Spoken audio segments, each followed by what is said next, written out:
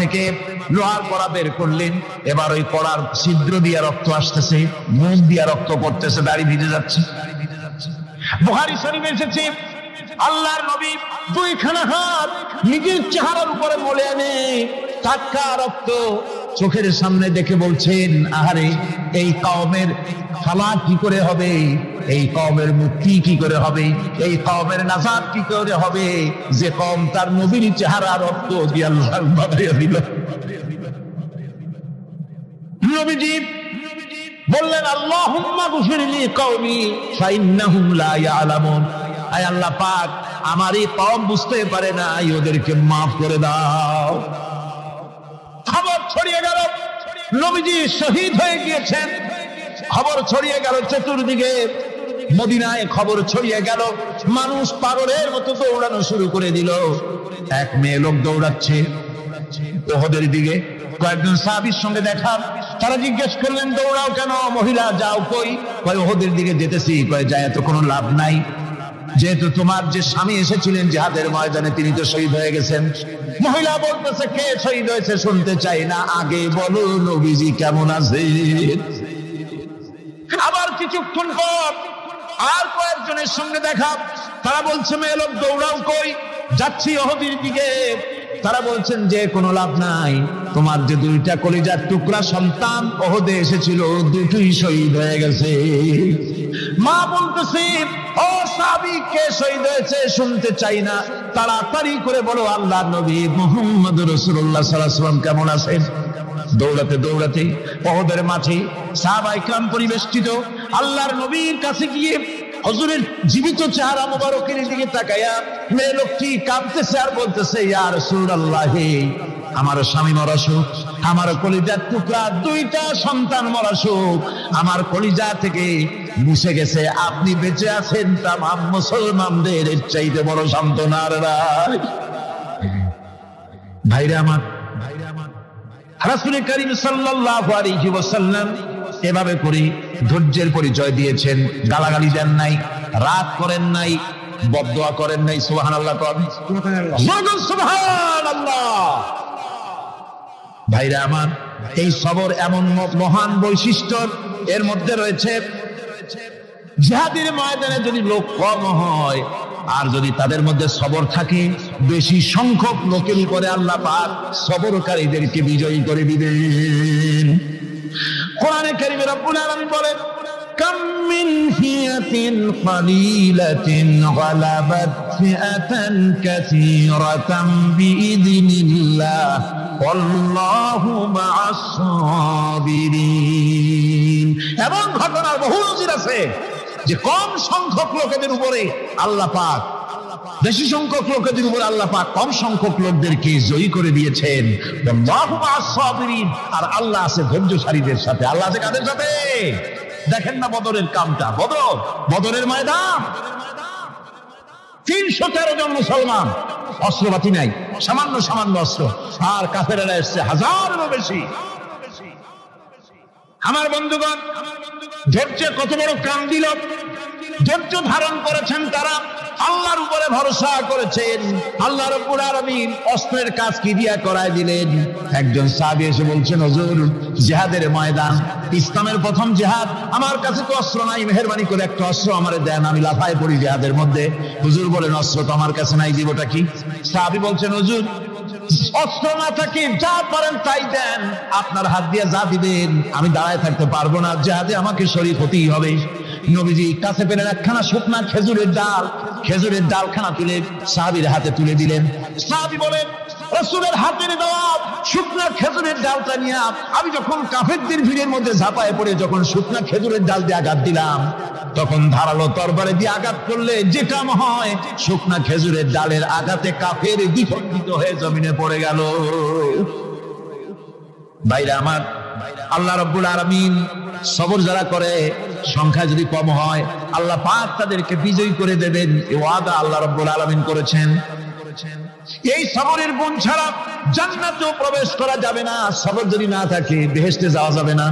ভালো করে মনে রাখেন, আল্লাহ পাক বলছেন আম্মা হাসিবতুম আন তাদখুলুল জান্নাতা ওয়া লাম্মা ইয়ালামিল্লাহুল্লাযীনা জাহাদু মিনকুম ওয়া ইয়ালামাস সাবিরিন।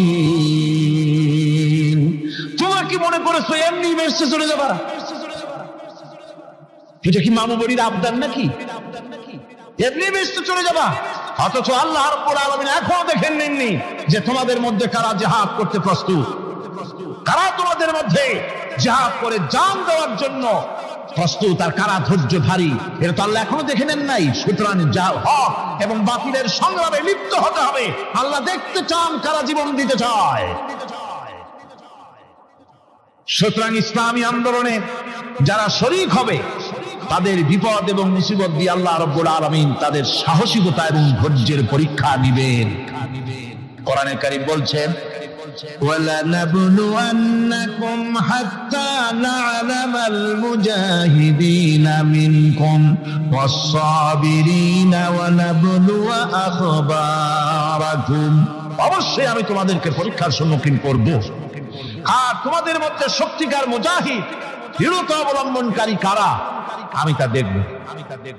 এরা যেন আমি দেখে নিতে পারি, সেই জন্য আমি বিপদ এবং মুসিবতের মধ্যে তোমাদের ফেলবো। ধৈর্যধারীদের উপরে আমার রহমত অবশ্যই থাকবে।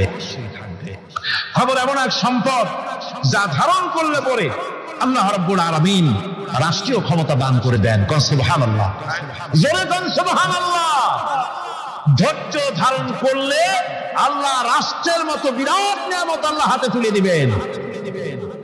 তার প্রমাণ কোরআন শরীফে আল্লাহ বলছেন, বনি ইসরাইলরা মিশর থেকে যখন বহিষ্কার হয়ে গেল, তাদের যখন পা রাখার কোনো জায়গা থাকলো না, বনি ইসরাইলরা মিশর থেকে যখন বহিষ্কার হয়ে গেল, এরপরে আল্লাহ পাক তারা যখন ধৈর্য অবলম্বন করলো, আল্লাহ পাক তাদের ব্যাপারে বলছেন ওয়া আওরাসনাল কওমাল্লাযীনা কানু ইস্তাদআফুনা মাশারিকাল আরদি ওয়া মাগারিবা আল্লাতী বারাকনা ফিহা। আর তাদের স্থলে আমি নির্যাতিত লোকদেরকে প্রতিষ্ঠিত করলাম। পশ্চিম এবং উত্তরে তাদেরকে আমি পশ্চিম এবং পশ্চিম এবং পূর্বের উত্তরাধিকারী তাদেরকে বানায় দিলাম। বিরাট এলাকা তাদের হাতে আমি তুলে দিলাম। ওয়া তাম্মাত কালিমাতু রাব্বিকাল হুসনা আলা বানি ইসরাঈলা বিমা সাবারু। আর এভাবে করে আল্লাহ পাক তার কথাকে পূর্ণ করলেন বনি ইসরাইলদের উপরে সবর ইখতিয়ার করার জন্য। ধৈর্য ধারার কারণে আল্লাহ পাক রাষ্ট্রের মালিক তাদের বানায় দিলেন। যেরকম সুবহানাল্লাহ। সবর যদি করা হয়, কেউ যুদ্ধ যদি বাদে, যদি জিহাদ শুরু হয়ে যায়, আল্লাহ পাক বলেছেন ফেরেশতা দিয়ে সাহায্য করবে। যদি সবর থাকে, তোমাদের সবর থাকলে আল্লাহ কি দিয়ে সাহায্য করবেন? ফেরেশতা। কোরআনে কারীম বলছি বালা ইন তাসবিরু ওয়া তাত্তাকু ওয়া ইয়াতুকুম মিন ফাওরিহিম হাদা ইউমদিদুকুম রাব্বুকুম বিখামসাতি আলাফিন মিনাল মালাইকাতি মুসাউমিমিন। হ্যাঁ, তোমরা যদি ধৈর্য অবলম্বন করো আর আল্লাহকে ভয় করে চলো, তাহলে এক্ষুনি আল্লাহ রাব্বুল আলামিন তোমাদের জন্য কাতারে কাতারে শৃঙ্খলাবদ্ধ ৫,০০০ ফেরেশতা দিয়ে তোমাদেরকে সাহায্য করবেন। সুবহানাল্লাহ। তোমাদেরকে ফেরেশতা দিয়ে সাহায্য করা হবে। তোমরা যদি সবর ইখতিয়ার করো, তাহলে সংখ্যা যদি কম হয়, বেশি সংখ্যার উপরে জয়ী করে দেব। ইয়াকুম মিনকুম ২০ সাবিরুনা ইয়াগলিবু মিয়াতাইন। যদি তোমাদের ভিতরে ধৈর্যশীল ২০ জন হয়, আমি ২০০ কাফেরের বিরুদ্ধে তোমাদেরকে জয়ী করে দেব। সুবহানাল্লাহ। তোমরা যদি হও ধৈর্যশীল ২০০ কি কয় ২০ জন, ২০০ কাফেরের উপরে তোমরা জয়যুক্ত হয়ে যাবে। আর বিপদ আর মুসিবতে যারা ধৈর্য ধরে, তাদের জন্য আল্লাহর পক্ষ থেকে সুসংবাদ। সুসংবাদ কাদের জন্য? ধৈর্যধারীদের জন্য। কোরআনে কারীম বলছে ওয়াবাশশিরিস সাবিরিনাল্লাযীনা ইযা আসাবাতহুম মুসিবাতুন ক্বালু ইন্না লিল্লাহি লিল্লাহি ওয়া ইন্না ইলাইহি রাজিউন। সুসংবাদ সেই সব ধৈর্যশালীদের জন্য যারা নাকি বিপদ এবং মুসিবতে আসলে যারা বলে, কি বলে, পড়েন আমার সাথে, ইন্না লিল্লাহি ওয়া ইন্না ইলাইহি রাজিউন। এটা শুধু আমাদের লোকেরা কেউ মরলে পড়ে, এটা শুধু মরার সময় নয়, বরং যে কোনো বিপদ আর মুসিবত এলে মুমিন বান্দা যারা তারা কি করবে, ইন্না লিল্লাহি ওয়া ইন্না ইলাইহি রাজিউন। নিশ্চয়ই আমরা আল্লাহর জন্য এবং আমাদের সকলকেই আল্লাহর কাছে ফিরে যেতে হবে, প্রত্যাবর্তিত হতে হবে। সবরকারীদের জন্য রয়েছে জান্নাতের সুউচ্চ সম্মানের জায়গা। জান্নাতে সবচেয়ে সম্মানজনক জায়গা আল্লাহ রাব্বুল আলামিন ধৈর্যশালীদেরকে দান করবেন। কোরআনে কারীম বলছেন, উলাইকা ইউজজাউনাল গুরফাতা বিমা সাবারু ওয়া ইউলাক্কাউনা ফিহা তাহিয়াতাও ওয়া সালামা। এরা হলো সেই সব লোক যাদেরকে প্রদান করা হবে বেহেশতের সুউচ্চ মঞ্জিল, কারণ তারা সবর ইখতিয়ার করেছিল, তারা সবর করছিল, এই জন্য বেহেশতের সবচেয়ে ভালো জায়গা তাদের দেওয়া হবে। আলহামদুলিল্লাহ, জোরে কোন আলহামদুলিল্লাহ। এবং জান্নাতে সবরকারীদেরকে সম্বর্ধনা দেওয়া হবে, সম্বর্ধনা দেওয়া হবে। খালিদিনা ফিহা হাসনাত মুস্তাকাররাও ওয়া মুকামা। চিরদিন তারা জান্নাতের ভেতরে বসবাস করবে এবং কতই না সুন্দর, কতই না উত্তম জায়গা সবরকারীদের জন্য আল্লাহ বেহেশতের মধ্যে রেখে যাবেন। জান্নাতে প্রবেশ করার সাথে সাথে চতুর্দিক থেকে ফেরেশতারা ছুটে আসবে সবরকারীদের জন্য। ওয়াল মালাইকাতু ইয়াদখুলুনা আলাইহিম মিন কুল্লি বাব। চতুর্দিক থেকে ফেরেশতারা তাদেরকে ইস্তেকবাল করবে, কি বলবে, সালামুন আলাইকুম বিমা সাবারতুম ফানি'মা উকবাদ। তোমাদের প্রতি শান্তি বর্ষিত হোক, কারণ তোমরা পৃথিবীতে সবর অবলম্বন করেছিল। কতই না উত্তম জায়গা, কতই না সুন্দর জায়গা আল্লাহ রাব্বুল আলামিন সবরের বিনিময় তোমাদেরকে দান করেছেন। সুতরাং এই সবর হচ্ছে মুসলমানদের জন্য সবচেয়ে বড় নিয়ামত। আজ আমার তো মনে হয় পৃথিবীতে মুসলমানরাই সবচেয়ে বেসবর।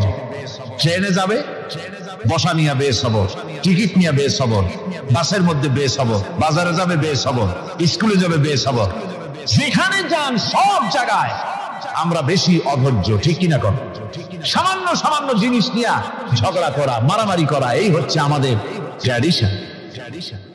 ধৈর্য অবলম্বন করতে হবে জীবনের সকল ক্ষেত্রে, এই ধৈর্য আমাদেরকে রক্ষা করতে হবে। এই ধরনের ধৈর্য যদি আমরা অবলম্বন করতে পারি তাহলে আল্লাহ পাক বলছে, উলাইকাল্লাযীনা সাদাকু ওয়া উলাইকা হুমুল মুত্তাকুন। এরাই হলো ঈমানের দাবিতে সত্যবাদী। কোন আলহামদুলিল্লাহ। কারা কারা? না শুধু সবরকারী না, এই যে 10টা পয়েন্ট বলা হলো, কয়টা পয়েন্ট বলা হয়েছে? 10টি পয়েন্ট। সেই 10টি পয়েন্ট যারা পালন করবে এরা হলো ঈমানের দাবিকে সত্যবাদী, আর এরাই হচ্ছে প্রকৃতপক্ষের মুত্তাকি। আমরা মুত্তাকি বুঝি দাঁতে ছাতা, দাড়ি আশ্রয় না, জাব্বা জুব্বা গায়ে দিয়ে কোন জায়গায় পড়ে থাকে, হ্যাঁ, এটা বড় মুত্তাকি, খুব পরহেজগার। সালাত সত্তর যদি করে তাহলে তো আরো বড় পরহেজগার। জি, আর যদি কাপড় চোপড় মোটেও না থাকে তাহলে তো খাজা বাবা হয়ে গেল। জি, নাউযুবিল্লাহ মিন জাহান্নাম। আর আল্লাহ বলছে মুত্তাকি কারে কয়? শোনো, এরে কয় মুত্তাকি যাদের মধ্যে এই 10টা গুণ আছে। এই 10টি সত্য যদি সম্পাদন করতে পারি, যদি আমল করতে পারি, জীবন ধন্য হয়ে যাবে। সেই 10টি কথা আমি আবার আপনাদের স্মরণ পটে তুলে দিতে চাই, প্যাকেট করে পকেটে উঠাই দিতে চাই, যেন বাড়ি নিয়ে যেতে পারেন।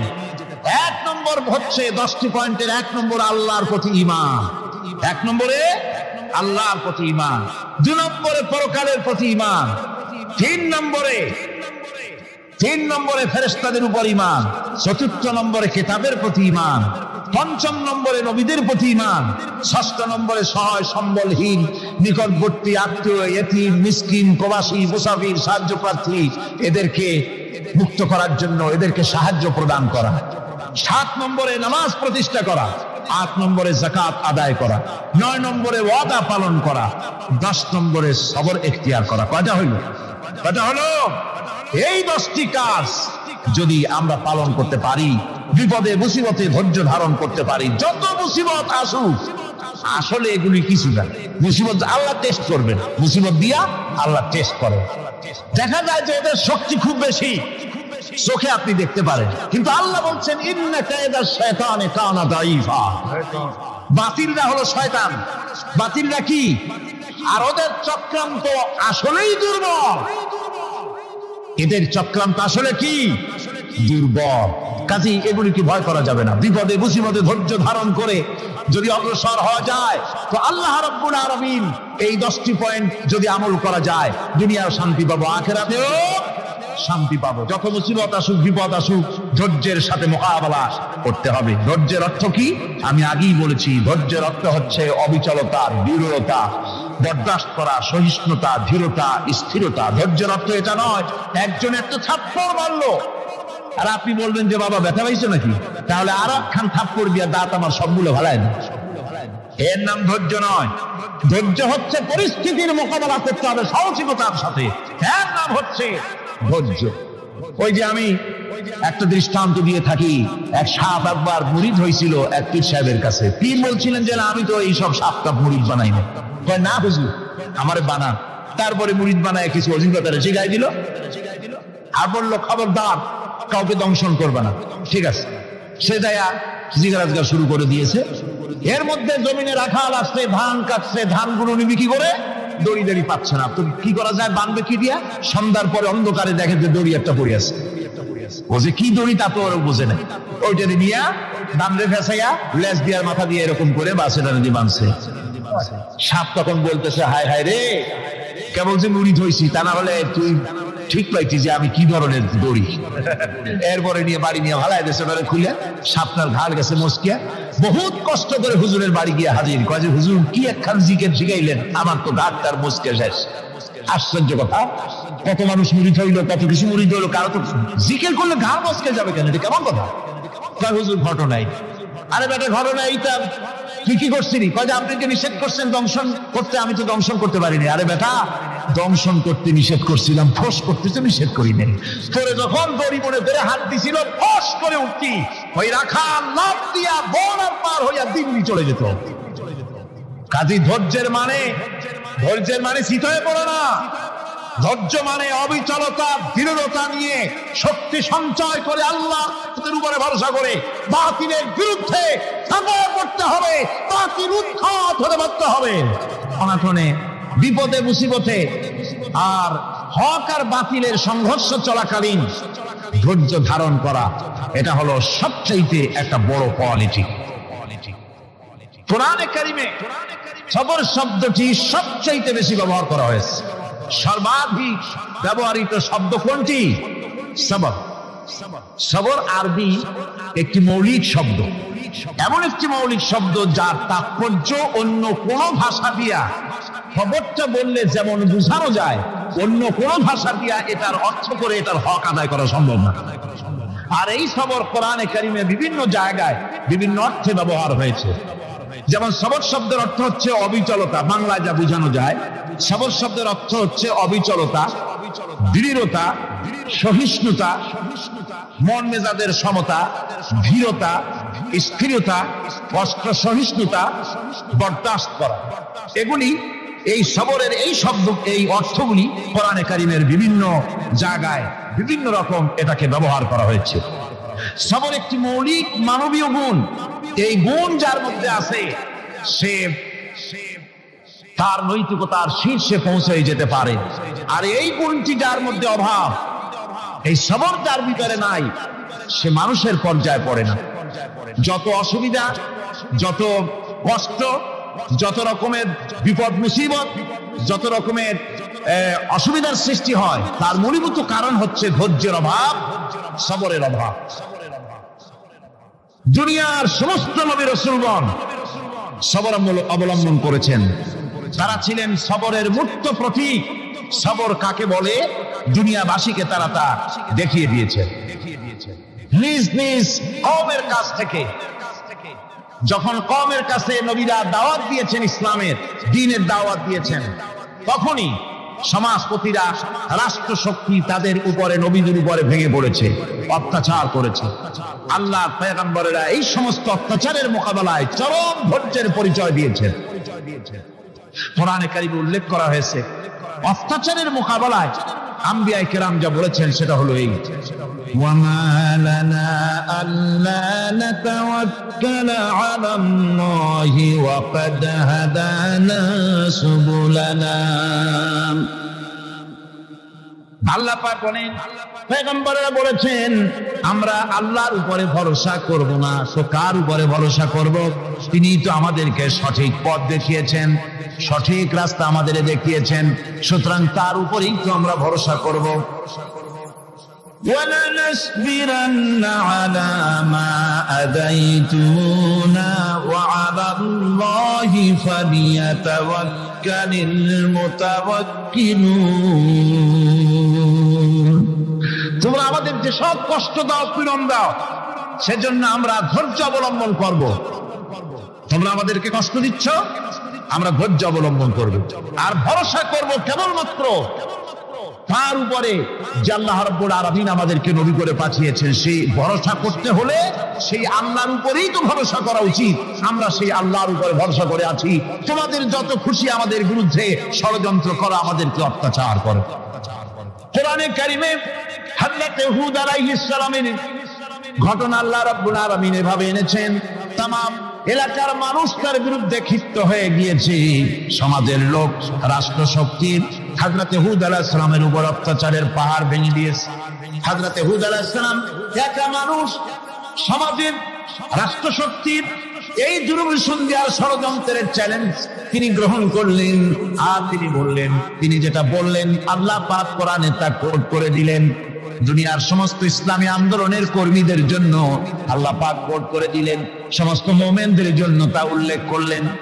হুদ আলাইহিস সালাম তিনি জাতিকে বললেন, ফাকিদুনি জামিআন তুম্মা লা তুনদিরুন। তোমাদের যত ক্ষমতা আছে সমস্ত ক্ষমতা নিয়ে আমার বিরুদ্ধে তোমরা ষড়যন্ত্র করো, আর আমাকে এতটুকু অবকাশ দিও না। আমি সেই আল্লাহ রাব্বুল আলামিনের উপরে ভরসা করেছি, যার কুদরতি হাতের ভিতরে আমার জান, আর গোটা পৃথিবীর সমস্ত প্রাণীর জান যার কুদরতি হাতের মধ্যে, যার হাতের ভিতরে গোটা পৃথিবীর সমস্ত জান, সে আল্লাহর উপরে ভরসা করেছি। যা খুশি তোমরা আমার বিরুদ্ধে করতে পারো। সুবহানাল্লাহ। এটার নাম হলো ঈমান, এটার নাম সবর, এটার নাম ধৈর্য। এই ধৈর্য আসে ঈমানে কামেল হলে পরে এবং আল্লাহর উপরে পরিপূর্ণ বিশ্বাস হলে পরে। যদি কারো দিনের মধ্যে কথা বিশ্বাস থাকে যে আমার জন্য আল্লাহর পক্ষ থেকে যদি কোনো বুলেট নির্ধারণ করা থাকে, গোটা বিশ্ব যদি আমাকে পাহারা লাগায়, ওই বুলেট থেকে আমাকে বাঁচাইতে পারবে না। আর আমার জন্য যদি একটা বুলেট আল্লাহ কর্তৃক নির্ধারিত থাকে, তাহলে গোটা পৃথিবীর মানুষ চেষ্টা করেও সেই বুলেট থেকে আমাকে রক্ষা করতে পারবে না। এটার নাম হচ্ছে ঈমান। এই ঈমান যখন মানুষের মধ্যে সৃষ্টি হয়ে যায়, তখন সে বিপ্লবী শক্তিতে পরিণত হয়ে যায়। তার কাছে ভয় বলে কোনো জিনিস থাকে না, যেহেতু সে তো ভরসা করেছে এমন শক্তির কাছে যার চাইতে প্রচন্ড ক্ষমতা আকাশেও কারো নাই, জমিনেও। তিনি কে? জোরে চিল্লায় বলেন, তিনি কে?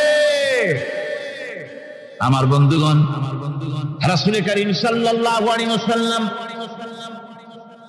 হিজরতের রাতে সৌর পাহাড়ের গাড়ে সৌরের কাছে যখন চলে গেছেন, হজরে রক্ত হয়ে হয়ে আসতেছে। হযরতে আবু বকর রাদিয়াল্লাহু তাআলা আনহু বলছেন, হে আল্লাহর রাসূল, এখন আর অগ্রসর হওয়া ঠিক হবে না, বেলা উঠে গেলে ধরা পড়ে যাব। এখানে গুহা আছে, ভিতরে প্রবেশ করি। হযরতে আবু বকর রাসূলের সম্মতি পেয়ে হযরত আবু বকর রাদিয়াল্লাহু তাআলা আনহু বলছেন, ইয়া রাসূলুল্লাহ, পাহাড়িয়া গুহা, সাপ বিচ্ছু থাকতে পারে, আমাকে অনুমতি দেন, আমি আগে ভিতরে ঢুকে সাফ করে আপনাকে ডাকি। ভিতরটা সাফ করে তিনি ডাকলেন। রাসূল করিম ভিতরে ঢুকে বলছেন, আবু বকর, পাহাড় বেয়ে বেয়ে বড্ড কষ্ট হয়েছে, একটু বসো, তোমার উরুর উপরে মাথা রেখে আমি একটু ঘুমাইয়া যাই। আল্লাহ নবী আরাম ফরমাচ্ছিলেন। সকালবেলায় কাফির বেঈমানরা যখন আস্তে আস্তে করে গুহা মুখে পৌঁছে গেছি, পায়ের চিহ্ন এখানে শেষ, তাদের নিশ্চিত ধারণা এর ভিতরেই নবীজি আছেন। বলছে, বেরিয়ে আসো। একজন বলে নাই, আর একজন বলে আছে, এভাবে তাদের মধ্যে দ্বিমত হয়ে গেল। হযরত আবু বকর বলছেন, ইয়া রাসূলুল্লাহ, আমরা তো ধরা পড়ে গেছি, আমাদের তো আর উপায় নাই। এই গুহাটা এতই অগভীর, শুয়ে যদি হাঁটু উঁচু করা যায় উপর থেকে দেখা যায়, বসলে পরে মাথা দেখা যায়, ধরা তো পড়ে গেছি, উপায় নাই। আল্লাহ নবী তখন তার হাবিব, তার বন্ধুকে কি বললেন, বিশ্ববাসীর জন্য আল্লাহ পাক কোরআনে তা উঠায় দিলেন। নবীজি তার বন্ধুকে ডেকে বললেন, লা তাহজান ইন্নাল্লাহা মা'ানা। ও আমার সাথী, কোনো চিন্তা করো না, ভয় পেও না, শঙ্কিত হয়েও না, আমরা মাইনরিটি নই, আমরাই মেজরিটি, কারণ আল্লাহ রাব্বুল আলামিন আমাদের সাথে আছেন। সুবহানাল্লাহ। এই চিন্তা, এই ধারণা যদি মানুষের মনের মধ্যে থাকে, তাহলে কখনোই তার মন দুর্বল হবে না, ঈমান দুর্বল হবে না। হযরত ইমাম আবু হানিফা রাহমাতুল্লাহ আলাইহির সাথে এক নাস্তিকের বাহাস হওয়ার কথা। সে নাস্তিক অস্বীকার করেছে আল্লাহ নাই। ইমাম সাহেব বলেছেন, আছেন, আচ্ছা ঠিক আছে, তর্ক হবে, বিতর্ক অনুষ্ঠান হবে। ইমাম সাহেব তার আসার সময় চাইতে প্রায় 1-2 ঘন্টা ডিলে হয়ে গেল। নাস্তিক উপস্থিত জনগণকে বলল, যে লোক তার ওয়াদা রক্ষা করতে পারে না, তার সাথে আবার বহস কিসের? এই কথা বলতে বলতেই ইমামে আজম আবু হানিফা রাহমাতুল্লাহ আলাইহি মঞ্চে উঠে এসেছে। নাস্তিক বলল, আপনার সাথে আমার তর্ক করার উৎসাহ হারিয়ে ফেলেছি। কেন? আপনি যে এতটা সময় ওয়াদা খেলাপ করলেন, 2 ঘন্টা হয়ে গেল, মূল অনুষ্ঠানের শুরুতে আপনি আসলেন না। তিনি বললেন যে, তুমি নিরুৎসাহিত হবে তো আমার কাছে দেরি হলো কেন? তারপরে না বলবা। আচ্ছা ঠিক আছে, আপনি বলেন কেন দেরি হলো? তিনি বললেন, আমি এই জায়গায় আসতে গিয়ে সামনে একটা নদী বাঁধলো, এখন আমি আসবো কেমনে? মহাচিন্তায় পড়ে গেলাম, কিভাবে যাবো? পারাপারের কোনো ব্যবস্থা নাই। হঠাৎ দেখলাম পাশে একটা গাছ, আগে দেখিনি, দেখি যে একটা বড় গাছ। গাছটা কেমনে কেমনে টাইট হয়ে পড়ে গেল, কেমনে কেমনে তাড়াতাড়ি করে কতগুলি তক্তা হয়ে গেল, ফটাফট তক্তাগুলি লাগে একটা নৌকা হয়ে গেল, লাফ দিয়ে পড়লো নদীতে। আমি চট করে উঠলাম সেই নৌকায় আর পাড়ি দিয়ে আসলাম। ওই তক্তাগুলি ফাটতে চিটতে আর লোহাগুলি লাগবে তড়িৎ গতিতে, তাড়াতাড়ি হইতে যতটুকু সময় লাগছে আমার আসতে, ওই জন্য দেরি হয়েছে। সুবহানাল্লাহ পরে কর। এখন নাস্তিক কয় যে, আপনার সাথে আমি তর্ক মোটেই করবো না। কেন? কয় যে, আপনার মাথার স্ক্রু ঠিক আছে কিনা? কয় কি জন্য? কয় আপন ইচ্ছায় একটা গাছ ফট করে এরকম হয়ে গেল, কোনো করাত ছাড়া, মিস্ত্রি ছাড়া গাছগুলি চিরে ভেরিয়া তক্তা হয়ে গেল, আর কোন রকমের মিস্ত্রি ছাড়াই জোড়াতালি রেখে নৌকা হয়ে গেল, আর মাঝি ছাড়া পালায় গেলেন। আপনার মস্তিষ্কের স্ক্রুগুলি ঢিলা, আপনার সাথে আমি তর্ক করবো না। তিনি বললেন, নাস্তিক শোনো, বিনা মিস্ত্রিতে একটা গাছ চিরে ভেরে তক্তা হইতে পারে না। তোমার দলিল, বিনা মিস্ত্রিতে কতগুলি তক্তা একত্রিত একটা নৌকা হইতে পারে না, তাহলে বিশাল আকাশ বিনা মিস্ত্রিতে কেমনে তৈরি হইল? তোমার এই পা থেকে শুরু করে মাথা পর্যন্ত এই সুন্দর দেহ কেউ সৃষ্টি করে নাই, এমনি এমনি কলা গাছের মধ্যে হয়েছে তুমি। নাস্তিকের চোখ খুলে গেল। বলেন কি? আমি তো এইভাবে চিন্তা করি নাই, আমি মুসলমান হয়ে গেলাম। লা ইলাহা ইল্লাল্লাহু মুহাম্মাদুর রাসূলুল্লাহ। জান্নাতীরা খামোশ হয়ে বসে থাকবেন। বিশ্বনবী মুহাম্মদ রাসূলুল্লাহ সাল্লাল্লাহু আলাইহি ওয়াসাল্লাম তখন বলবেন, হায় আল্লাহ রাব্বুল আলামিন, জান্নাতীরা আমার উম্মতেরা, তারা বুঝতেই পারে নাই তোমার কাছে যা বেশি আছে সেটা তারা বুঝতে পারে নাই। হায় আল্লাহ তাআলা, জান্নাতীরা সব নিয়ামত পেয়েছে ঠিক, কিন্তু যার জন্য আরামের ঘুমকে হারাম করে গভীর রাত্রে জেগে জেগে তাহাজ্জুদের নামাজ আদায় করে চোখের পানি ফেললো। যার জন্য জিহাদ করলো, যার আইন কায়েমের জন্য শহীদ হলো, যার জন্য মান ইজ্জত শেষ করলো, হিজরত করলো, কষ্ট করলো, রক্ত দিল, জীবন দিল, সেই আল্লাহকে তারা এখনো দেখতে পারে নাই। ওয়ালাদাইনা মাজিদ এর তাফসীরে বলা হয়েছে আল্লাহর কাছে যেটা আসে তিনি দর্শন দিবেন। নবী করিম সাল্লাল্লাহু আলাইহি ওয়াসাল্লাম এই কথা যখন বলবেন যে আল্লাহকে আমাদের এই আমার জান্নাতীদের আল্লাহকে এখনো দেখা হয় নাই, যে আল্লাহর জন্য সব করলো তারে এখনো দেখা হলো না, আল্লাহ তাআলা তখন আপন কুদরতে তার সামনের সব পর্দাকে সরিয়ে দিবেন। সুবহানাল্লাহ। হাসরবাসীরা তখন আল্লাহ তাআলা কোরআনে কারীমে বলছেন রব তাকিয়ে থাকবেন বান্দাদের দিকে আর বান্দারা তাকিয়ে থাকবে রবের দিকে। সুবহানাল্লাহ। এর মধ্যে কত লক্ষ বছর পার হয়ে যাবে কেউ বুঝতে পারবে না। দুঃখের রাত পোহাতে খুব কষ্ট হয়, আর সুখের রাত কোন ফাঁকে আজান হয়ে যায় টের পায় না। ঠিক না? আল্লাহকে দেখতে থাকবে মানুষেরা। সুবহানাল্লাহ, সুবহানাল্লাহ। আল্লাহকে বলি, আয় আল্লাহ তাআলা, জান্নাতের যে অনুষ্ঠানে তুমি তোমার দর্শন মুবারক দিয়ে জান্নাতীদেরকে তুমি ধন্য করবে, সেই মজলিসের কোন এক কোনায় কানায় আমাদের মতো গুনাহগারদের একটু জায়গা করে দিও আল্লাহ তাআলা। এটা জীবনের সবথেকে বড় কামিয়াবি। সুতরাং আল্লাহ রাব্বুল আলামিন তাকে দেখা যাবে না, কিন্তু তার সৃষ্টি জগৎ থেকে তাকে চেনা যায়। এত সুন্দর ফুল এটা এমনি এমনি হতে পারে না। হযরত ইমাম আবু হানিফা রাহমাতুল্লাহ আলাইহির সাথে এক নাস্তিকের বাহাস হওয়ার কথা। সে নাস্তিক অস্বীকার করেছে আল্লাহ নাই। ইমাম সাহেব বলেছেন আছেন, আচ্ছা ঠিক আছে, তর্ক হবে, বিতর্ক অনুষ্ঠান হবে। ইমাম সাহেব তার আসার সময় চাইতে প্রায় 1-2 ঘন্টা ডিলে হয়ে গেল। নাস্তিক উপস্থিত জনগণকে বলল, যে লোকটার ওয়াদা রক্ষা করতে পারে না তার সাথে আবার বহাস কিসের? এই কথা বলতে বলতেই ইমামে আজম আবু হানিফা রাহমাতুল্লাহ আলাইহি মঞ্চে উঠে এসেছে। নাস্তিক বলল, আপনার সাথে আমার তর্ক করার উৎসাহ হারিয়ে ফেলেছি। কেন? আপনি যে এতটা সময় ওয়াদা খেলাপ করলেন, 2 ঘন্টা হয়ে গেল, মূল অনুষ্ঠানের শুরুতে আপনি আসলেন না। তিনি বললেন যে তুমি নিরুৎসাহিত হবে তো আমার কাছে দেরি হলো কেন? তারপরে না বলবা। আচ্ছা ঠিক আছে, আপনি বলেন কেন দেরি হলো? তিনি বললেন, আমি এই জায়গায় আসতে গিয়ে সামনে একটা নদী বাঁধলো, এখন আমি আসবো কেমনে? মহাচিন্তায় পড়ে গেলাম, কিভাবে যাবো? পারাপারের কোনো ব্যবস্থা নাই। হঠাৎ দেখলাম পাশে একটা গাছ, আগে দেখিনি, দেখি যে একটা বড় গাছ। গাছটা কেমনে কেমনে টাইট হয়ে পড়ে গেল, কেমনে কেমনে তাড়াতাড়ি করে কতগুলি তক্তা হয়ে গেল, ফটাফট তক্তাগুলি লাগে একটা নৌকা হয়ে গেল, লাফ দিয়ে পড়লো নদীতে। আমি চট করে উঠলাম সেই নৌকায় আর পাড়ি দিয়ে আসলাম। ওই তক্তাগুলি ফাটতে চিটতে আর লোহাগুলি লাগবে তড়িৎ গতিতে তাড়াতাড়ি হইতে যতটুকু সময় লাগছে আমার আসতে ওই জন্য দেরি হয়েছে। সুবহানাল্লাহ পরে কর। এখন নাস্তিক কয় যে আপনার সাথে আমি তর্ক মোটেই করবো না। কেন? কয় যে আপনার মাথার স্ক্রু ঠিক আছে কিনা। কয় কি জন্য? কয় আপন ইচ্ছায় একটা গাছ ফট করে এরকম হয়ে গেল, কোন করাত ছাড়া মিস্ত্রি ছাড়া গাছগুলি চিরে ভেরিয়া তক্তা হয়ে গেল, আর কোন রকম মিস্ত্রি ছাড়াই জোড়াতালি রেখে নৌকা হয়ে গেল, আর মাঝি ছাড়া পালায় গেলেন। আপনার মস্তিষ্কের স্ক্রুগুলি ঢিলা, আপনার সাথে আমি তর্ক করবো না। তিনি বললেন, নাস্তিক শোনো, বিনা মিস্ত্রিতে একটা গাছ চিরে ভেরে তক্তা হইতে পারে না। তোমার দলিল।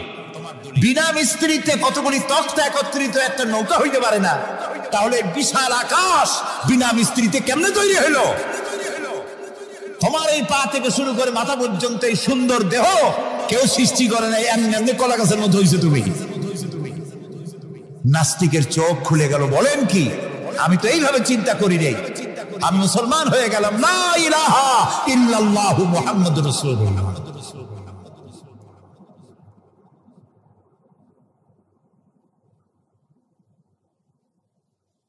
আল্লাহ পাকের অস্তিত্বকে বোঝার জন্য তার সৃষ্টি জগৎ যথেষ্ট। সুবহানাল্লাহ বলে। শুধুমাত্র কপাল পোড়া ওরাই আল্লাহরে চেনে না। লক্ষ্য করুন, আপনার আমার পা থেকে শুরু করে মাথা পর্যন্ত কি সুন্দর বিন্যস্ত করেছেন আল্লাহ তাআলা। সুবহানাল্লাহ। আল্লাহ তাআলা বলেছেন, দেখো, আফালা ইয়ানজুরুনা ইলাল ইবিলি কাইফা খুলিকাত, তোমরা কি দেখো না যে আমি উটকে বানাইছি কেমনে? আল্লাহর আদাত মোবারক, আল্লাহর সিস্টেম, আল্লাহর কুদরত হচ্ছে এই লাঠি দিয়া পিটাইয়া মানুষকে হেদায়েত করার কোনো অভিলাষ, কোনো ইচ্ছে আল্লাহর নাই। সুবহানাল্লাহ বললেন। আল্লাহ রাসূলকে বলেছেন, ইন্নামা আনতা মুযাক্কিরুন লাস্তা আলাইহিম বিমুসাইতির, হে নবী, আমি আপনাকে উপদেশক করে পাঠিয়েছি পৃথিবীতে, লাঠি মারার জন্য দারোগা করে মারাই নাই। সুবহানাল্লাহ। আপনি আল্লাহরে মানবেন না, আল্লাহ একটা ফেরেশতা পাঠাই দেবে পিটাই আর গর্দানের চামড়া উঠাইবেন না। আল্লাহ বলেন যে দেখো, যুক্তি প্রমাণের মাধ্যমে তুমি আল্লাহকে চিনতে শেখো, নিজের দিকে তাকাও। আচ্ছা, তোমরা উট দেখো নাই? কে বলতেছেন? আল্লাহ বলছেন, উট দেখো নাই? আফালা ইয়ানজুরুনা ইলাল ইবিলি কাইফা খুলিকাত ওয়া ইলাস সামাই কাইফা রুফিআত, ওই বিশাল আকাশ আছে দেখেন তো, এই যে প্যান্ডেলটা, আমাদের দৃষ্টিতে প্যান্ডেলটা বড়, কিন্তু আকাশের দৃষ্টিতে এটা কি? কিছুই না। এই প্যান্ডেলটুকুন তৈরি করতে কয়শো বাঁশ লাগছে, দেখছেন তাকে? আচ্ছা, এবার আকাশটার দিকে তাকা, কয়টা খুঁটি আছে? কয়টা খুঁটি আছে? আল্লাহ তাআলা বলছেন, আনতুম আশাদ্দু খালকান আমিস সামাউ বানাহা, তোমারে বানানো কঠিন না ওই বিশাল আকাশটা বানানো কঠিন? তো অত বড় আকাশটাই তো আমি বানাইছি। কে বলতেছেন?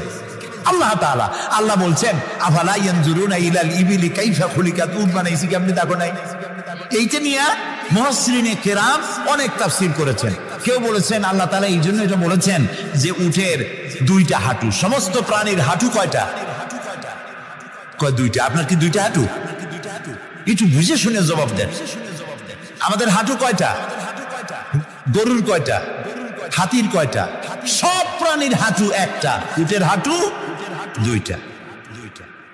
তারপর উট মরুভূমিতে থাকে, মরুভূমির জাহাজ, অনেক কথা অনেকে বলেছে। কিন্তু একজন চিকিৎসা বিজ্ঞানী কোরআনে কারীমের এই আয়াত পড়ে তিনি চিন্তা করলেন, আল্লাহ উটের কথা কইলেন কেন? যে কেমনে বানাইছি দেখো নাই, নিশ্চয় ওর মধ্যে কিছু আছে। সে উটকে চেরাফাড়া করলো, উটকে অপারেশন করে, সার্জিক্যাল অপারেশন করে তারপরে তিনি আবিষ্কার করলেন। শুনুন কি আবিষ্কার করলেন তিনি আবিষ্কার করলেন, পৃথিবীর সমস্ত মানুষেরা, সমস্ত প্রাণী জগৎ পানি পান করে আর সবটা পেশাব করে বের করে দেয়। উট একমাত্র প্রাণী পানি পান করার পর সবটা খাইয়া হজম করে না, তার লাংসের কাছে আলাদা একটা চেম্বার আছে, ওই চেম্বারে কিছুটা পানি সেখানে সে রিজার্ভ রাখে। গেল এক নম্বর। দুই নম্বরে পাওয়া গেল অক্সিজেন। প্রাণী জগৎ বাতাস থেকে অক্সিজেন গ্রহণ করে আর কার্বন ডাই অক্সাইড করে এটাকে বের করে দেয়। উট একমাত্র প্রাণী অক্সিজেন যতটা গ্রহণ করে ততটা ছেড়ে দেয় না, কোত্থেকে কিছুটা জমা করে রাখার জন্য তার বুকের মধ্যে একটা জায়গা আল্লাহ একটা চেম্বার তৈরি করেছেন, ওখানে অক্সিজেন জমা থাকে, একদিকে পানি আর একদিকে অক্সিজেন শ্বাস প্রশ্বাসের জন্য। কারণ কি? কারণ হলো মরুভূমিতে বালুর ঝড় হয়, যাকে আরবিতে বলা হয় সাইমুম, বালুর ঝড়।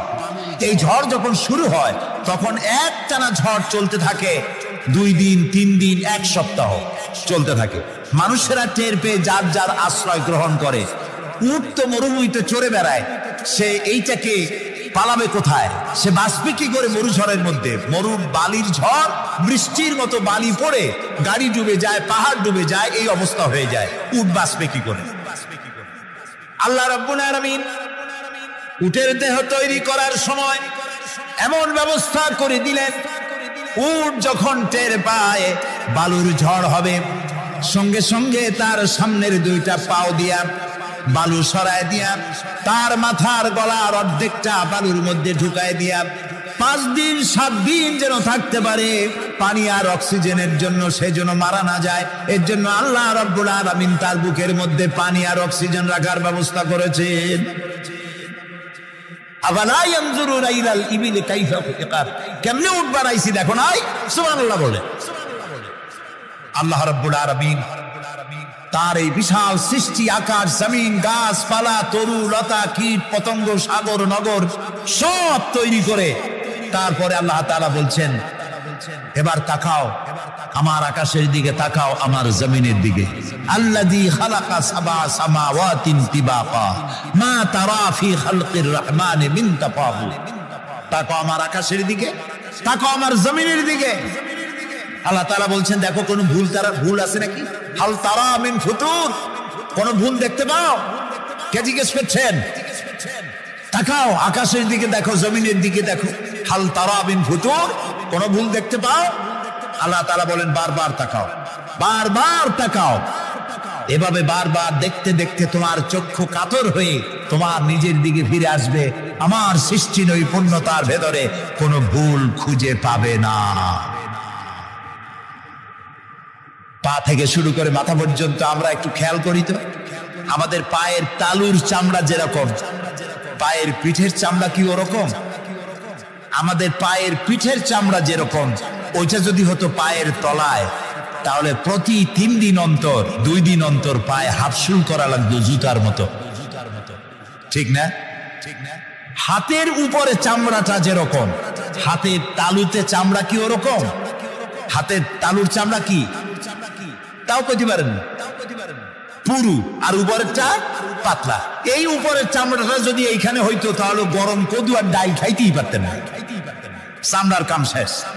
এইগুলো চিন্তা করলেই তো শকর করতে ইচ্ছা হবে যে এই যে একই শরীর আমার 2 রকমের চামড়া কেন দিলেন? আর কোনো চেষ্টা নাই, এমনি এমনি হইছে। কত বড় রাম ছাগল হলে নাস্তিক হতে পারে, জানোয়ারের চাইতে নিকৃষ্ট নাস্তিকেরা, পশুর চাইতে কুত্তার চাইতে নিকৃষ্ট। যারা নাস্তিক কুত্তায়ও আল্লাহরে চেনে, সুবহানাল্লাহ বলে, আল্লাহরে চেনেছে। গরু ছাগল আল্লাহ যা বানিয়েছে সব আল্লাহর হুকুম মতো তার নিজস্ব পরিমণ্ডলে থাকে। মানুষ নামের কলঙ্ক ওই সব মানুষ যারা বিশ্ববিদ্যালয়ে চাকরি করে আমাদের সন্তানদেরকে নাস্তিক বানায়। এর একটা শয়তান কয়েক মাস আগেই দূরে কোথাও গিয়ে আল্লাহ জাহান্নামে নিয়ে গিয়েছে। ওর কবরে জাহান্নামের আগুন জ্বলুক কিয়ামত পর্যন্ত। সে একাই শয়তান নয়, বিশ্ববিদ্যালয়ের অসংখ্য ছেলেদের মেয়েদেরকে ধ্বংস করেছে, ইমান নষ্ট করেছে। প্রিয় ভাই সব, আল্লাহ রাব্বুল আলামিন তার অস্তিত্বের প্রমাণ রেখেছেন আর বলেছেন, দেখো কোন ভুল পাও নাকি? আল্লাহর এক দরবেশ বান্দা এক বট গাছের নিচে বিশ্রাম করতেছিল আর সূরা মুলক পড়তেছিলেন। এই আয়াতের কাছে এসেছেন, হাল তারা মিন ফুতুর, দেখতে পাও কোন ভুল? শুয়ে শুয়ে বলতেছে, আল্লাহ তোমার সৃষ্টি জগতে তো ভুল ধরার কোনো উপায় নাই, কেউ ধরতে পারবে না, তবে আমার চোখে একটা জিনিস বেমানান মনে হয়। ভুল ধরতে কারো ক্ষমতা নেই, একটা জিনিস আমার কাছে বেমানান লাগে।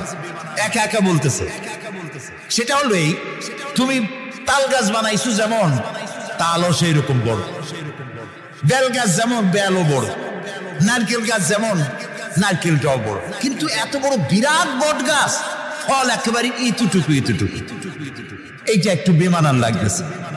এই চিন্তা করতেছে দরবেশ সাহেব, হঠাৎ করে একটু বাতাস এসে গাছের ডাল আন্দোলিত হয়েছে, একটা আধা পাকা বটের ফল অনেক উঁচু থেকে ছিঁড়ে এসে দরবেশের নাকের উপরে পড়ছে, নাকটা জ্বলে উঠছে।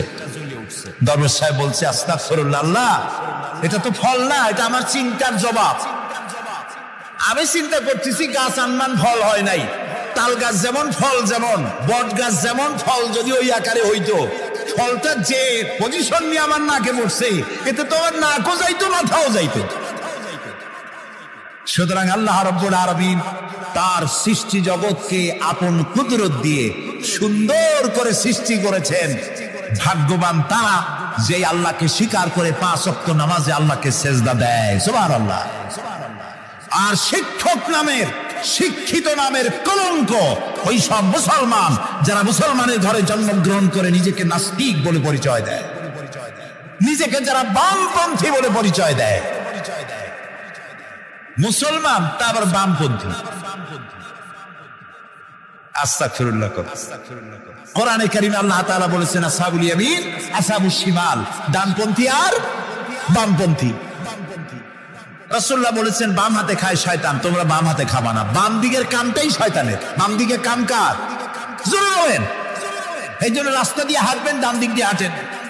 কিছু খাইবেন, ডান দিক দিয়ে খান। কিছু শুরু করবেন, ডান দিক দিয়ে করেন। মুসলমানের কাজ সব ডান। ডানপন্থীদের নেতা পয়গম্বরেরা সব ডানপন্থীদের নেতৃত্ব দিয়ে আল্লাহ রাব্বুল আলামিন কিয়ামতের দিন ডানপন্থীদের নিয়ে আল্লাহর নবীরা জান্নাতে চলে যাবে। আর বামপন্থীদের নেতা শয়তান, বামপন্থীদেরকে শয়তানের নেতৃত্ব দিয়ে সবগুলিকে জাহান্নামে নিয়ে যাবে। এই জন্য দেখবেন বামপন্থীদের যত নেতা আছে, একটা নেতাও মসজিদে যায় না, নামাজ পড়ে না।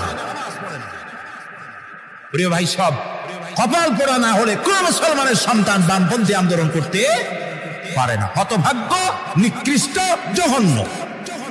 আল্লাহ এদেরকে হেদায়েত করুন, বলেন আমিন। জোরে বলেন আমিন। ওরা নামাজে নাই, রোজায় নাই, আল্লাহ নাই, রসুলে নাই, পরকালে নাই, মক্কায় নাই, মদিনায় নাই। ঠিক কিনা? আল্লাহ হেদায়েত নসিব করুন, বলেন আমিন। তাহলে তিনটি পুঁজির কথা বলেছিলাম। তার মধ্যে প্রথম পুঁজি হলো আল্লাহর কি বিশ্বাস করতে দেখি? অস্তিত্বকে বিশ্বাস করা। এই অস্তিত্বের উপরে আমি আর আলোচনা করতে চাই না। আমরা বিশ্বাস করি আল্লাহ আছেন, ঠিক না? আচ্ছা, এবার প্রশ্ন করি, আল্লাহ আছেন, কোথায় আছেন? আচ্ছা, বুঝতে পারছি আপনাদের মধ্যে ইখতিলাফ হয়ে গেছে। কেউ বলছেন সব জায়গায়, কেউ বলছেন আরশে, কেউ বলছেন আকাশে।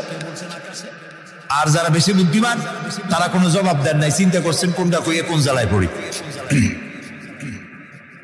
আল্লাহ রাব্বুল আলামিন কোথায় আছেন সেই প্রশ্ন আল্লাহ কি করা দরকার? আল্লাহ আপনি কোথায় আছেন এই প্রশ্ন আমরা করার আগে আল্লাহ রাব্বুল আলামিন কোরআনে কারীমের মধ্যে জবাব দিয়ে দিয়েছেন, আর রাহমানু আলাল আরশি ইসতাওয়া। সুবহানাল্লাহ। আল্লাহ সব জায়গায় আছেন, এ কথা ঠিক নয়।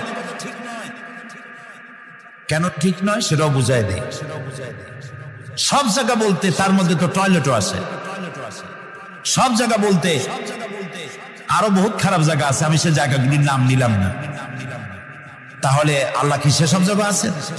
বলেন নাউজুবিল্লাহ। আল্লাহ নিজেই বলছেন আল্লাহ আছেন আরশে ইসতাওয়া। আল্লাহ আছেন কোথায়? আরশে।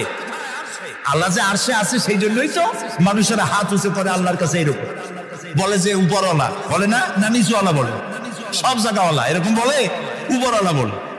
আল্লাহ আছেন আরশে, কিন্তু প্রত্যেক রাতে তিনি প্রথম আকাশে আসেন। সুবহানাল্লাহ। বান্দাদেরকে ডাকার জন্য আসেন। আল্লাহ সর্বত্র জ্ঞান রাখেন। তার ইলমের মধ্যে এক চুল পরিমাণ জায়গা আকাশেও নাই, জমিনেও নাই যে আল্লাহ রাব্বুল আলামিন ওই জায়গাটুকুন সম্পর্কে তাৎক্ষণিকভাবে অবহিত নন। এমন এক চুল পরিমাণ জায়গা আকাশেও নাই, জমিনেও। এটাই হলো আল্লাহ সব জায়গার জ্ঞান, তার ইলমের মধ্যে সব তিনি জানেন। এ কথা একটি ছোট্ট আয়াতের মধ্যে এভাবে বলা হয়েছে, وَيَعْلَمُ مَا فِي الْبَرِّ وَالْبَحْرِ وَمَا تَسْقُطُ مِنْ وَرَقَةٍ إِلَّا يَعْلَمُهَا। এই পৃথিবীতে জমিনের ভিতরে কি হয়, সমুদ্রের অতল তলদেশে কি হয়, সব আমি জানি। এমনকি এই পৃথিবীর কোন একটি গাছের পাতা যদি পড়ে যায়, কোন দেশের কোন গাছের কোন পাতা পড়েছে সে খবর আমি আল্লাহর কাছে হয়ে যায়। এটি আমি বললাম, বানায় বললাম? এটি কোথায় আছে? আল্লাহ রাব্বুল আলামিন কোরআনে পরিষ্কার করে বলে যে এত পাতার খবর যদি আল্লাহর কাছে হয়, তাহলে আমরা কোথায় কি করি তিনি টের পান না? অবশ্যই টের পান। এটি আমাদের মনে রাখতে হবে। তো আল্লাহ তাআলা, তার উপরে আমাদের বিশ্বাস হচ্ছে এই যে তিনি আরশে ইস্তাওয়া, আরশে আছেন, এবং তিনি না জানেন না দেখেন এমন কিচ্ছু নাই, না শোনেন এমন কিচ্ছু নাই। এমনকি সমুদ্রের অতল তলদেশে ছোট্ট পাথরের ভিতরেও যদি একটি পোকা যদি পালায় থাকে, এমন পোকা যা মাইক্রোস্কোপ যন্ত্র ছাড়া দেখা যায় না, এমন একটি পোকা আটলান্টিক বা প্রশান্ত মহাসাগরের অতল তলদেশে থেকে যদি ক্ষুধার যন্ত্রণায় চিৎকার মারে, কেউ শোনে না, আরশের মালিক আল্লাহ রব্বুল আলামিন বলেন আমি শুনতে পাই।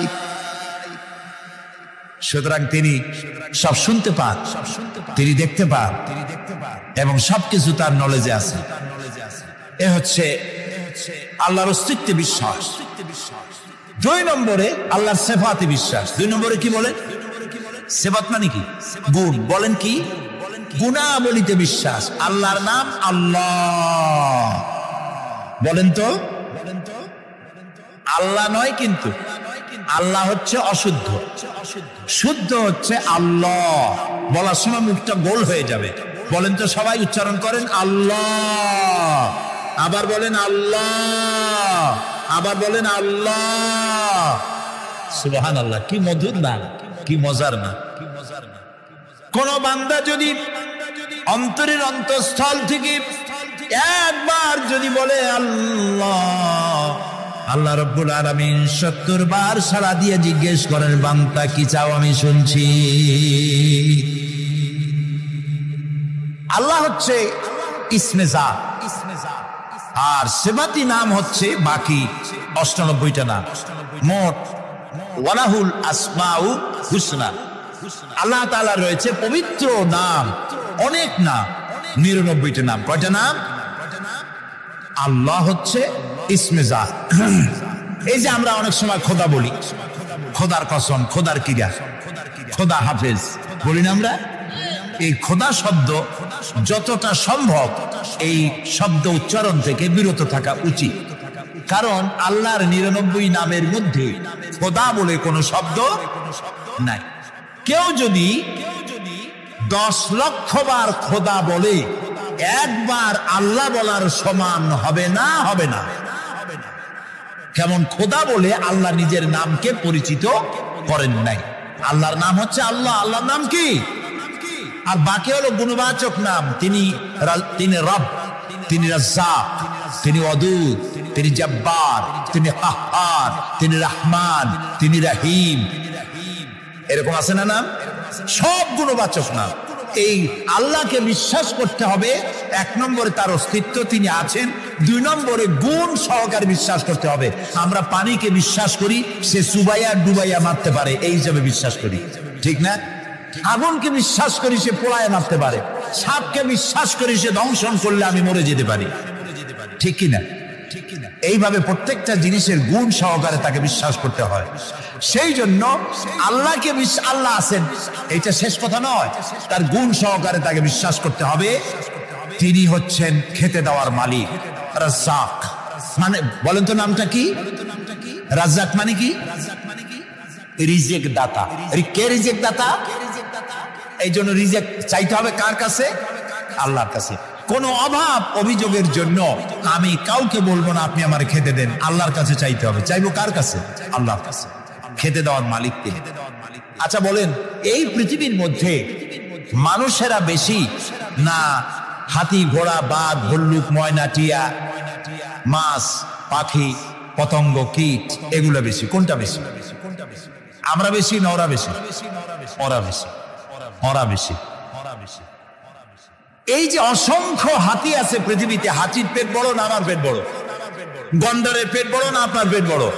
কুমিরের পেট বড় না আপনার পেট বড়? আচ্ছা, এখন এই সব প্রাণীদেরকে কে খেতে দেন? আপনার আমার তো ব্যাংকে ডিপোজিট আছে, কম থাকুক বেশি থাকুক, গোলায় ধান আছে, চাউল আছে, বাড়িতেও আছে, আছে না? কিন্তু এই যে পাতিশিয়াল, ফক্স, পাতিশিয়াল চেনেন তো?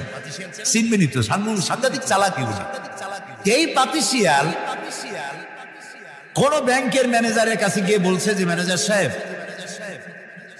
এখন তো পৌষ মাস, আমি 10টা মুরগি চুরি করে আনছি, আমার নামে একটা অ্যাকাউন্ট খোলে, বৃষ্টির সময় যখন আমি চুরি করতে পারবো না তখন এগুলি উইথড্র করে আমি আমার পেট বাঁচাবো। এই কথা বলে শিয়ালের নামে, বাঘের নামে কোন অ্যাকাউন্ট আছে ব্যাংকে? কোরআন শরীফে আল্লাহ তাআলা বলছেন এমন অনেক প্রাণী আছে পৃথিবীতে যারা তাদের রিজেক সংগ্রহ করে রাখে না। আল্লাহ বলেন আমি আল্লাহ তাদেরকে রিজেক দেই। কে দেয়? আয়াতটি নাযিল হয়েছে হযরত সাদ বিন আবি ওয়াক্কাস রাদিয়াল্লাহু তাআলা আনহুর ব্যাপারে। তিনি 18 বা 19 বছর বয়সে ইসলাম কবুল করেন এবং ইসলাম কবুল করার পর তার মা হামনা বিনতে সুফিয়ান, আবু সুফিয়ানের ভাইজি, তিনি দারুণভাবে অসন্তুষ্ট হয়ে গেলেন এবং তিনি অনির্দিষ্ট কালের জন্য ধর্মঘট করলেন, অনশন ধর্মঘট। অনশন ধর্মঘট কিন্তু নতুন কিছু না, আগেও ছিল। এই অনশন ধর্মঘট শুরু করলেন এই কথা বলে যে যতক্ষণ পর্যন্ত তার ছেলে সাদ বিন আবি ওয়াক্কাস যতক্ষণ পর্যন্ত আল্লাহর প্রতি ঈমান প্রত্যাহার করে শিরকিয়াতের দিকে ফিরে না আসবে ততক্ষণ পর্যন্ত তিনি অনশন ভাঙবেন না, তিনি কিছু খাবেন না। তার মা দলিল হিসেবে পেশ করলেন ছেলের সামনে যে দেখো পুত্র, তোমার কোরআন অনুযায়ী আমার হুকুম মানা, আল্লাহর হুকুম, আমার হুকুম তোমাকে মানতে হবে। আর আমার সাথে নাফরমানি করার অর্থ হচ্ছে আল্লাহর সাথে নাফরমানি করা। আল্লাহ অর্ডার করেছে আমার হুকুম তোমাকে মানতে হবে। এখন তুমি ওই তাওহীদকে ছেড়ে দিয়ে এই শিরকিয়াতের দিকে, আমি যেদিকে আছি সেদিকে ফিরে আসো। হযরত সাদ বিন আবি ওয়াক্কাস রাদিয়াল্লাহু তাআলা আনহু তিনি অত্যন্ত পেরেশান বোধ করলেন যে আমি এখন কর্মটা কি। তিনি রাসূল করিম সাল্লাল্লাহু আলাইহি ওয়াসাল্লামের খেদমতে হাজির হলেন এবং ঘটনার বর্ণনা করলেন। এই ঘটনা যখন বর্ণনা তিনি করলেন রাসূলের কাছে, তখন সূরা আনকাবুতের এই আয়াত নাযিল হল, وَوَصَّيْنَا الْإِنسَانَ بِوَالِدَيْهِ حُسْنًا। উপদেশ দেওয়া হয়েছে মানব গোষ্ঠীকে তারা যেন তার মা বাপের প্রতি ইহসান করে, উপকার করে। কিন্তু وَإِنْ جَاهَدَاكَ لِتُشْرِكَ بِي مَا لَيْسَ لَكَ بِهِ عِلْمٌ فَلَا تُطِعْهُمَا। কিন্তু তারা যদি তোমার উপরে শিরক করতে চাপ সৃষ্টি করে অবশ্যই তাদের অনুসরণ করবা না। খবরদার, মা বাপ যদি আল্লাহর হুকুমের বাইরে যদি কিছু বলে সেই হুকুম মা বাপের পালন করা, যারা বলে পালন করা যাবে না। কোন অবস্থাতেই মা বাপের সেই হুকুম পালন করা যাবে না। হযরত আবু হুরায়রা রাদিয়াল্লাহু তাআলা আনহু ইসলাম গ্রহণ করার পর দীর্ঘদিন যাবত তার মা ইসলাম কবুল করেন নাই, বরং আবু হুরায়রা রাদিয়াল্লাহু তাআলা আনহুকে বড় জ্বালাইছেন। তিনি মায়ের পায়ে পড়েছেন, বড় অনুরোধ করেছেন, কোনো কিছুতে কাজ হয়নি। একদিন তিনি অনেক রাত করে বাড়িতে ফিরেছেন। মা তাকে প্রশ্ন করলেন, এত রাত কোথায় ছিলি? তিনি বললেন, আমি ছিলাম রাসূল করিম সাল্লাল্লাহু আলাইহি ওয়াসাল্লামের কাছে। শোনা মাত্র মা তাকে খুব করে মারলেন, গলা ধাক্কা দিয়ে বাড়ি থেকে বের করে দিলেন। তিনি রাসূলুল্লাহর খেদমতে এসে কাঁদতে লাগলেন। আল্লাহর নম্বরে আবু হুরায়রা, কাঁদো কেন? হযরত আবু হুরায়রা বললেন, ইয়া রাসূলুল্লাহ, মা আমাকে মেরেছে। বললেন, মারলো কেন? তিনি বললেন, ঘটনা শোনালেন, আপনার কাছ থেকে দেরি করে যাওয়ার কারণে আপনার নাম শুনে সহ্য করতে না পেরে আমাকে মারছে। হুজুর বলেন, আবু হুরায়রা, মা তোমাকে মেরেছে, এখানে আমার কিছু করার নাই। আমি এখানে দখলান্দাজ করতে পারবো না, আমি এখানে কোনো ইন্টারফেয়ার করতে পারবো না। মা মারছে, আমি কি করবো? ভাইরা আমার, হযরত আবু হুরায়রা বলেন, ইয়া রাসূলুল্লাহ, মায়ের বিরুদ্ধে নালিশ করার জন্য তো আমি আপনার কাছে আসি নাই। বললেন, কেন এসছো? হযরত আবু হুরায়রা বলেন, ইয়া রাসূলুল্লাহ, আমি আসি দোয়া চাওয়ার জন্য। আমি জানি নবীজি যদি আল্লাহর দরবারে হাত উঁচু করে দোয়া মঞ্জুর হয়ে যায়। আপনি আমার মায়ের জন্য, হেদায়েতের জন্য দোয়া করুন। মা দুহাত তুলে দোয়া কর। আল্লাহর নবী তখন দুহাত উঁচু করে দোয়া করলেন, আল্লাহুম্মা ইহদি উম্মা আবি হুরায়রা।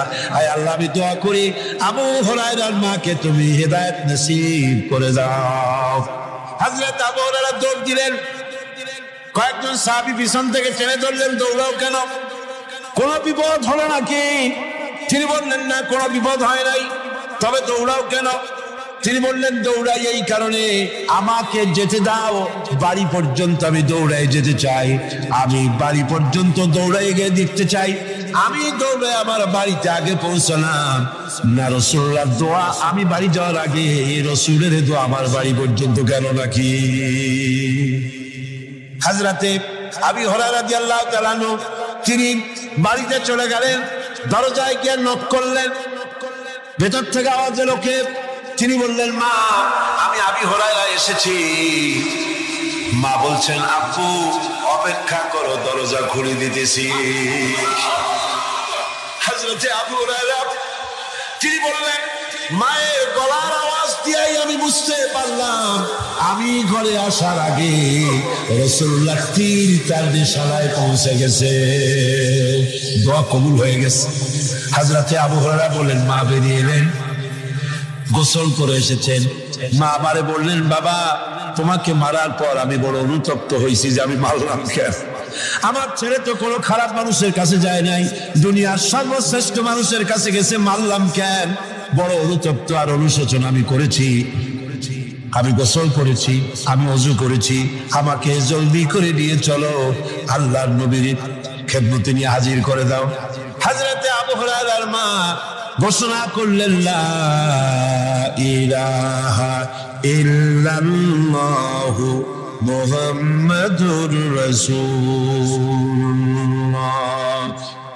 হাতিমা নামক আরেকজন সাহাবী রাসূল করিম সাল্লাল্লাহু আলাইহি ওয়াসাল্লামের কাছে উপস্থিত হলেন।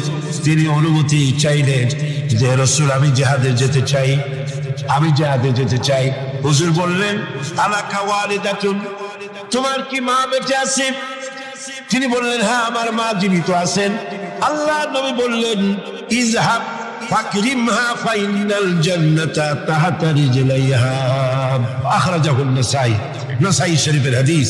রাসূলুল্লাহ বললেন, তোমার মা যখন আছে, ইযহাব ফিরে যাও, বাড়ি চলে যাও, ফাকরিমহা এবং মায়ের সম্মান করো, ইজ্জত করো, মায়ের খেদমত করো, ফাইনাল জান্নাতা তাহতা রিজলাইহা, তোমার জান্নাত তোমার মায়ের দুই পায়ের নিচে।